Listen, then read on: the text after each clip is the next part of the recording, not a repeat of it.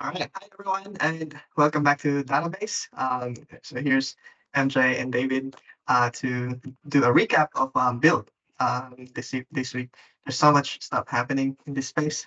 To be honest, I haven't really caught up with everything yet. But for today, we'll be discussing or putting our perspective about different announcements and like what to expect and how does it really apply to us, the regular people.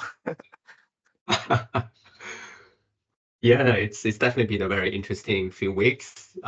It's yeah, we had just in the past a few days we had ChatGPT announcing 4.0. We have like before that we have the Google I/O, and we have Microsoft Build event.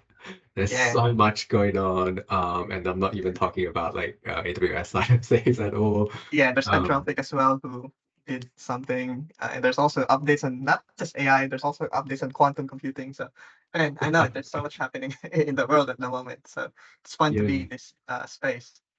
Yeah, it's Well, fun. It's a little bit scary, but it's really that's kind of the excitement, right? It's like yeah, give us a lot of mixed emotions of different things. yeah. Well, I guess speaking of mixed emotion, and like the first thing, I guess the major highlight of Build is this whole Copilot plus PC, right? Like that's a new form factor. It's a new device. What's your take on that, David?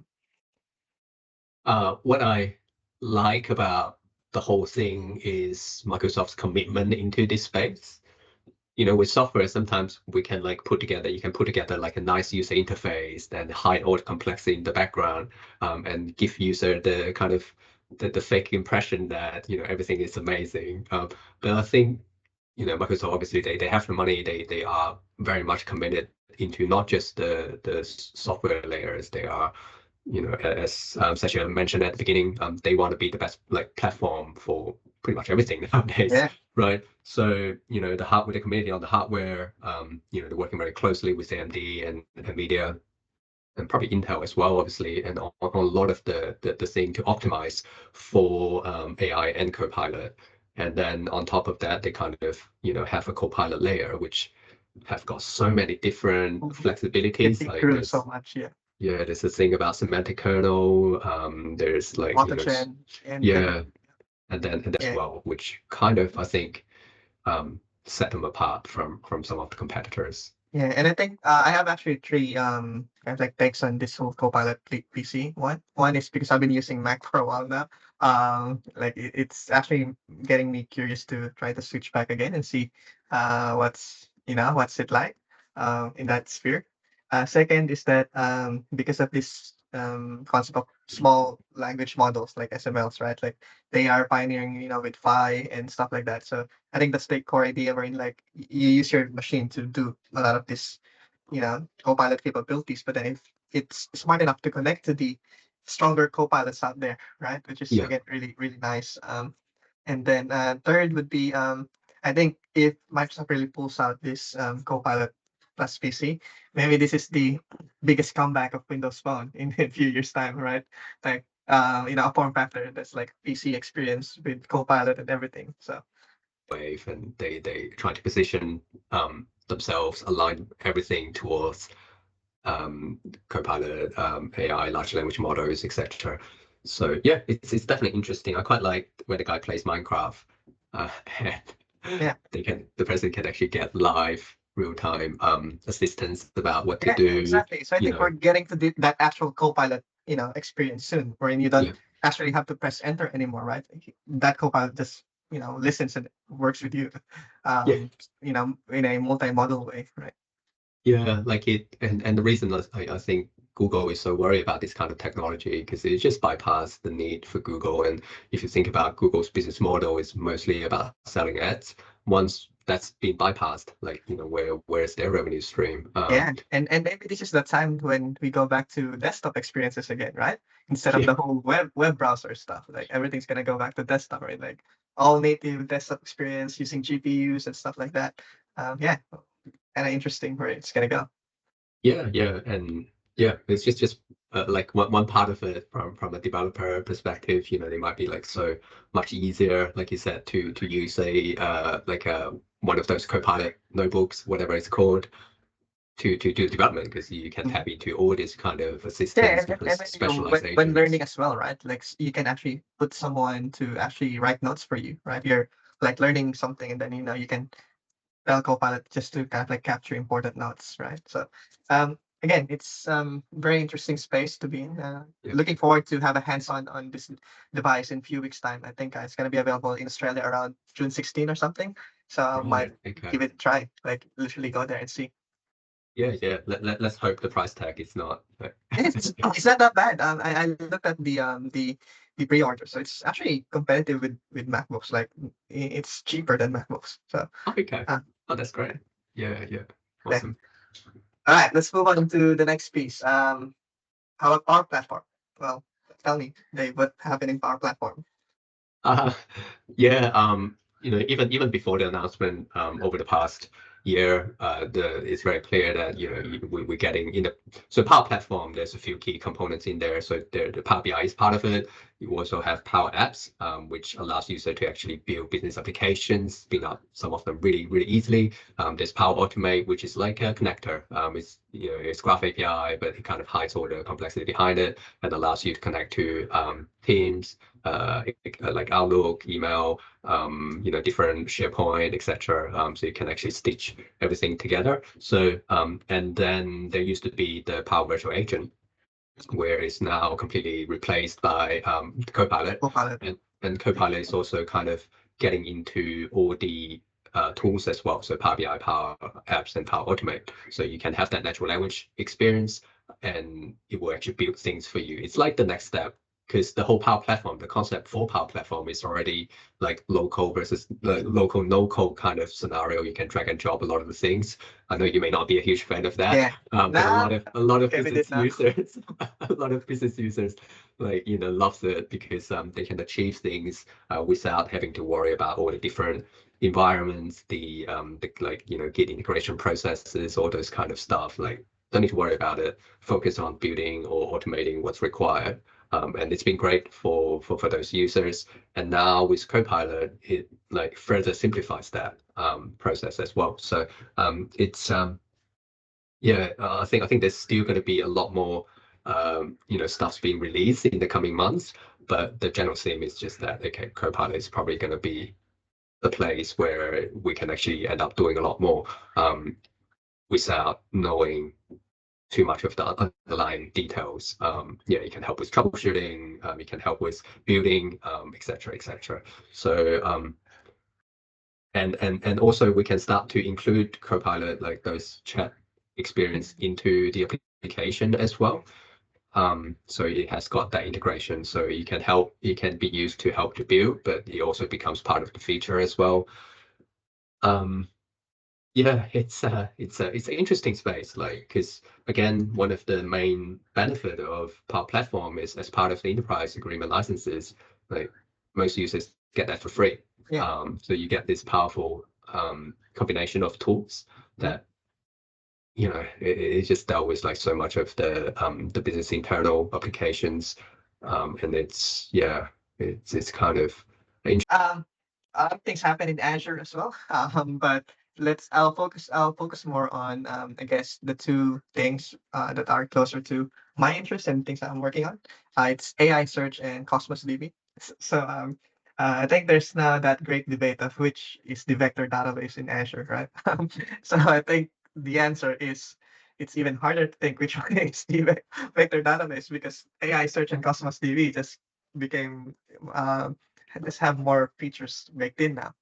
So with AI search in particular, right? So it's now integrated with Fabric, wherein it can actually ingest and vectorize and index Fabric lakehouse tables and files, and kind of like use that as the source, and then push that to AI search, right? So there's now that workflow. Um, yeah, again, that's really amazing. That means you don't have to build that workflow anymore. On the other hand, Cosmos DB announced kind of like announced two things, right? One is the MongoDB core, which has been there for a while now, has that capability to also store vector data, and then they've now supported that automatic vectorization as well.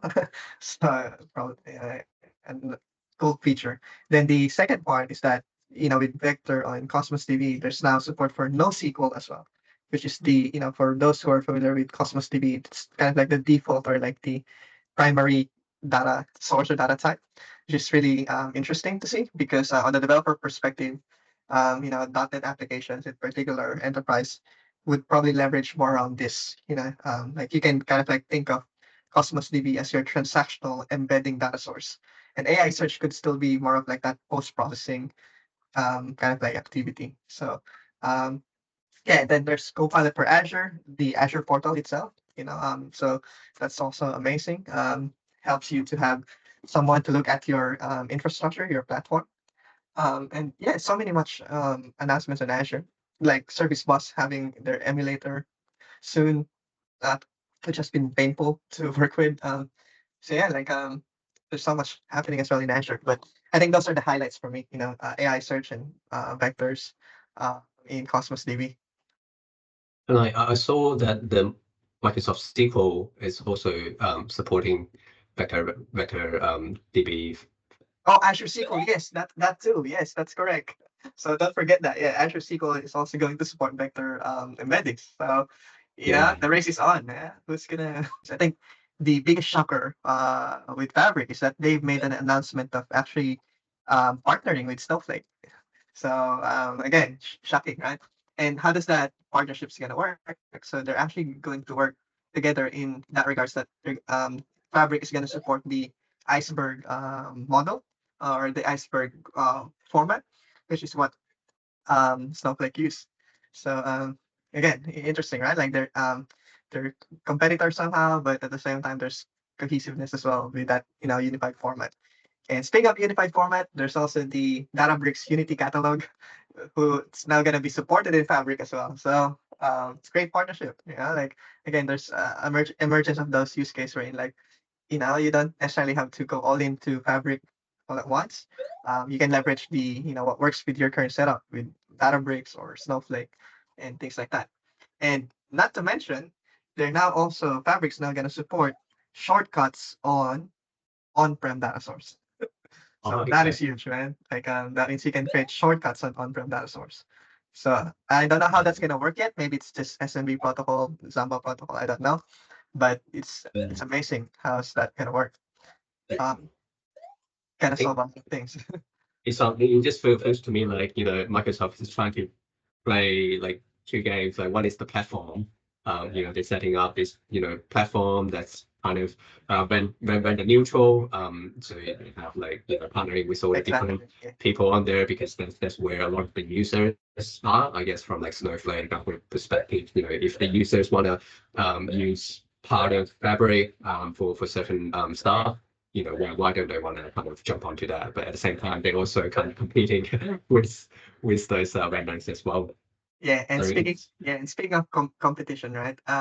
So they have this thing as well. I don't know if you're familiar with Airflow, but it's kind of like popular, right? DAGs, kind of popular outside of the Microsoft sphere, whether you're working in Google or AWS or on-prem or whatever it is, right? Airflow and Apache Airflow and DAGs are just kind of like a loved kind of like approach, right? And speaking of which, Data Factory will now support that, the Airflow runtime using this thing called data workflow. So within Azure Data Factory, they'll introduce another section which is called data workflow, which will be powered by, Apache Airflow. yeah. So it's again working on that one, right? Like people love this DAGs, and now it's gonna be supported through the Data Factory. Yeah, yeah. I think Yeah, well, I'm not yet finished with Fabric. I got two more announcements that's really yeah, captivated keep me, right? going, keep going. One is this real-time intelligence, right? This Yeah, is this is awesome. Like because I've worked in IoT space as well before, so I know it's a bit hard to work in this space wherein like you have a lot of sensors out there, you have IoT devices, so many data, and they're like really small, like micro, like just kilobytes of data, but they're a lot, like in total you're probably ingesting like gigabytes of data per day, right? yeah, Um, and now with real-time intelligence, it leverages that Synapse real-time analytics with KQL and data activator. So it's kind of like creating you a centralized hub of all of this that gives you a really good picture of all the data sources coming in and what can you do. at every step of the way. This is something I really want to explore on this year, because I think it's going to solve a lot of really hard use cases. That's also very relatable to the physical world. Yeah, yeah, things like when do you trigger an alarm, right? When do you do this, or like all those kind of like time-based or very time-sensitive events. This is kind of like a platform that's kind of like baking, that's gonna enable you on that regards. And I messaged you about this the other day because this is just again mind blowing, in a way that yeah, it makes sense. So they've introduced this concept of workload, right, in Fabric. Mm. So there's two things to consider about workload, right? Um, Workload is basically, the easiest way to explain it is that it's kind of like an application model on top of Fabric. Like let's say you have a gazillion of templates or things that needs to integrate here. You want a custom UI somehow. Um, Workload is that model, right? I think the name should be something else. Like it's kind of like not the It best is naming ever. confusing. It is like the Uh, capability is much bigger than like yeah, just a yeah. I think workload. Fabric Apps would be a much better name, or Yeah, Fabric features, plugins, yeah, they should definitely talk to utilities. you before they come out with they decide on that. Right? Yeah, because if you think of workload, the name workload kind of like exemplifies, compute, right? Or like platform or infrastructure, right? But what it really does, it's like it enables you to build apps on top of Fabric. Like example that was announced like Neo4j. So you have like one table, in like your lake house, right? And then you can visualize them into graphs using Yeah, Neo4j, right? So that's an example of a workload. Like, you, there's a lot more happening in the future, right? Like maybe you can build your own kind of like supply chain system on top of Fabric, wherein all the data you just ingest them straight to Fabric, and then you build your own custom UI, custom workflow here and there on top of Fabric, right? And then you have that unified view, and then you kind of like put the compute layer onto the workload of Fabric, that mm, allows you to kind of like leverage that platform. For those who are familiar with the 365 space, like you in the past, this is very similar concept of like creating web parts or plugins in SharePoint, right? So it's kind of like leveraging the whole ecosystem of SharePoint, authentication, blah blah blah, and yeah, so on and so forth. But this one it's bigger because like data is the actual fuel or like the fine grain, and you're not limited to a SharePoint list or a document library or something like that. You're yeah, actually, you know, you have different data, different formats, different capabilities here and there, and you yeah. can build an app model on top of that. So Yeah, you can yeah, also utilize the Azure functionalities, like yes, the capabilities as well. So exactly. it's you pretty much got everything you need, all the ingredients. Yeah, It's just yeah, all exactly. this, yeah, Exactly, and the best part of this is that later on with workload, you can yeah, they'll have a store experience, like a marketplace experience, wherein like, I can come up with my, let's say, supply chain app on top of Fabric, and then you know s- someone else, they will just want to use that capability, they'll just install that workload onto their Fabric tenant, right? And then yeah, now they have that application, right? And then it's all secured, it's all governed and stuff like that. Like they own the data and everything. So that's why it's novel. If you think of it, that idea, it's very novel because all the governance, all the kind of like security layers are all already encapsulated within your Fabric workspace, but you're leveraging my application, right? So you're yeah, not just installing a mobile app, you're actually leveraging the whole infrastructure or the governance aspect as well. Which again, that's why I think there's so much use case in this, man. Like, yeah, like looking forward where this is all going. But with build, yeah, I'm just mind blown with all of these announcements. And I guess we'll wait for Ignite in November or something like that, to see a lot of this get built. Awesome. So, all right. Thanks everyone for watching. And yeah, there's so much stuff happening in Build. If you want to learn more, there's obviously the Build website and the book of news to look at everything. But yeah, here's our take of all of these things. Thank you. thanks.